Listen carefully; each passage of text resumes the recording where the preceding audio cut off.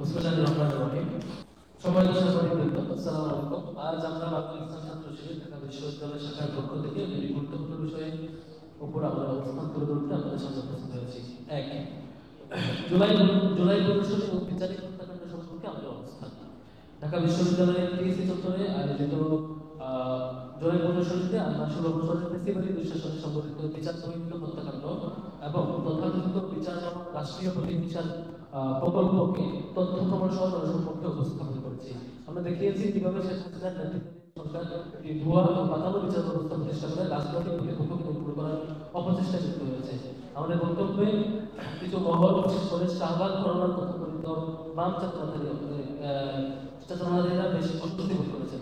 এটা খুবই স্বাভাবিক, কারণ তারাই তো এই মব জাস্টিসের প্রবর্তক, যারা 2013 সালে বিচারের নামে প্রকাশ্যে শাহবাগ চত্বরকে রায় ঘোষণার মঞ্চে প্রতিনিধিত্ব করেছিল। এবং সত্যি বলতে কি, তারা ইতিহাসের এক কালো অধ্যায় যোগ করেছিল, যা আজকের আইনাগর গুম ক্রসফায়ার এবং বিচারহীনতার সংস্কৃতির বীজ বপন করেছে। শাহবাগের প্রজন্ম কখনোই আইনের শাসন বিশ্বাস করেনি। তারা আইনকে মাথা নত করাতে চেয়েছে, আইনকে মাথা নত করাতে চেষ্টা করেছে এবং করেছে। মব তৈরি করেছে, মিডিয়া ম্যানিপুলেট করে, আবেগ দিয়ে জাতিকে ধোঁকা দিয়েছে। তারা কখনো এটিএম আজহার মোহাম্মদ আল হোসেন সাহেবের মতো ব্যক্তিবিন্দুকে ন্যায় বিচারের অধিকার কখনো স্বীকার করেনি। অথচ নিজেরা কখনোই সেই বিচারকে আইনগতভাবে চ্যালেঞ্জ করার সাহস দেখায়নি, বরং বিভিন্ন ট্যাগ দিয়ে, তকমা দিয়ে প্রতিপক্ষকে গাইড করার জন্য তাদের একমাত্র রাজনীতি। আমরা মনে করি এই তথাকথিত চেতনার শৈলী বামপন্থীরা বাংলাদেশের রাজনীতি থেকে আদর্শভাবে দেউলিয়া হয়ে গেছে। তারা আজও শেখ হাসিনার ফেসিবাদকে টিকিয়ে রাখার জন্য বর্ণজোড়া ষড়যন্ত্রে লিপ্ত। কিন্তু তারা জানে না, জুলাই আগস্ট গণঅভ্যুত্থান সেই ফেসিবাদকে ইতিহাসের গোল্ড ছুড়ে ফেলেছে। আর তাদের বিভাজনের রাজনীতিও আজ জঞ্জাল। 2, বিশ্ববিদ্যালয় প্রশাসনের অনুরোধ ও আমাদের সহযোগিতা।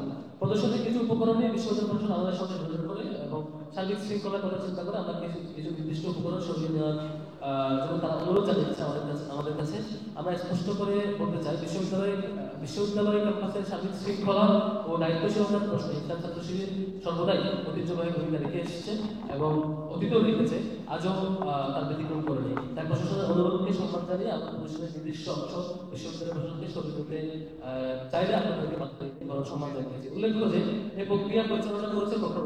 আমরা মনে করি আমাদের রাজনৈতিক পরিপক্কতার পরিচয় এবং দায়িত্বশীলতার প্রকাশ এটি, এবং এটি শান্তিপূর্ণ গণতান্ত্রিক পরিবেশের প্রতি আমাদের দায়বদ্ধতার বহিঃপ্রকাশ। আজ আমরা স্পষ্ট ভাষায় বলছি যে যেই শাহবাগের হাত ধরে দেশের বিচারহীনতা, অপসংস্কৃতি, গুম, হত্যাকাণ্ড ও বিভাজনের রাজনীতি শুরু হয়েছিল, যেই শাহবাগের দৌরাত্ম্যে দেশের বিচার ব্যবস্থা বিশ্বাসযোগ্যতা হারিয়েছিল, যেই শাহবাগে আজ ইতিহাসের রক্তাক্ত প্রান্তর তৈরি করেছে, আমরা সেই শাহবাগে আজ ইতিহাসের রক্তাক্ত যে প্রান্তর, ইতিহাসের যে অধ্যায়, সেখানে দিন শেষে পরাজিত হয়েছে জুলাই আগস্ট গণঅভ্যুত্থানের মাধ্যমে। আমরা বলতে চাই, এক বছরের মাথায় ফেসিবাদের জুলাই সাথে সরাসরি সংঘর্ষী। আমরা জানি সত্য বলা সহজ নয়, আর ইতিহাসের গায়েব করা।